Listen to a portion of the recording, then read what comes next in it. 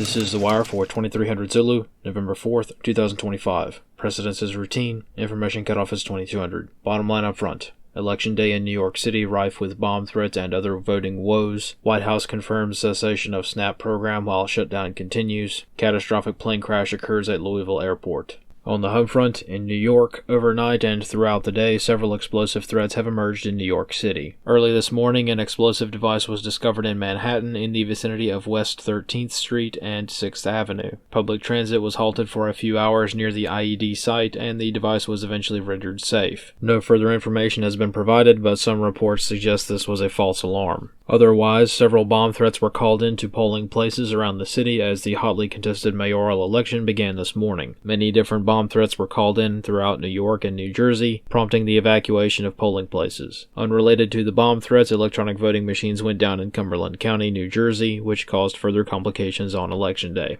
In Washington, D.C. this morning, the White House addressed the recent court ruling on the SNAP program by stating that SNAP benefits will not be paid out until the government shutdown ends and funding is allocated for the program. In Kentucky this afternoon, a catastrophic plane crash was reported at the Muhammad Ali International Airport in Louisville. A large shelter-in-place order was issued following the crash of a UPS aircraft shortly after takeoff. Analysts comment. At the time of this report, this is a developing situation. However, this looks to be an extremely devastating crash. More details will come to light later on concerning casualties. Right now, the debris field is still on fire due to the aircraft being fully laden with fuel on takeoff. Initial reports from eyewitnesses on the ground indicate the portside engine was on fire as the aircraft was beginning to rotate, and by the time the aircraft had reached the end of the runway, most of the left wing was engulfed in flame. Analyst comments for this wire. Overnight, a data breach of communications pertaining to the Huntington train stabbing attack was reported. An unnamed official in the Prime Minister's staff accidentally CC'd a journalist in an email chain that included emails containing unreleased details on the stabbing. In short, nothing particularly surprising was leaked. This error occurred due to the journalist having the same name as the person who the email was originally intended for, thus the mix-up.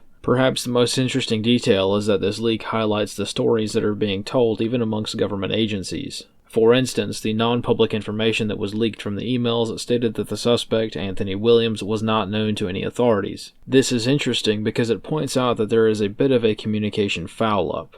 The British Transport Police had indeed identified Williams by name from his stabbing attack at the pontoon dock station, and were actively looking for him in the day leading up to the train stabbing. At bare minimum, this leak indicates that, at least in this case, no counterterrorism agencies were involved in the stabbing spree investigation that the transport police were actively pursuing at the time of the train attack. The attacker had gone on a stabbing spree for 2 full days prior to the train attack. 3 separate stabbing attacks occurred, but agencies were not talking to each other, nor did any agency treat the stabbing spree as a series of connected attacks all perpetrated by the same person. This helps explain the context of the leaked emails. The reason that Williams is not known to police is because counterterrorism agencies did not investigate his 3 prior stabbing attacks, nor did they manage to pick up on the connection between the stabbings, even though some British authorities knew his name. This concludes The Wire for 2300 Zulu, November 4th, 2025.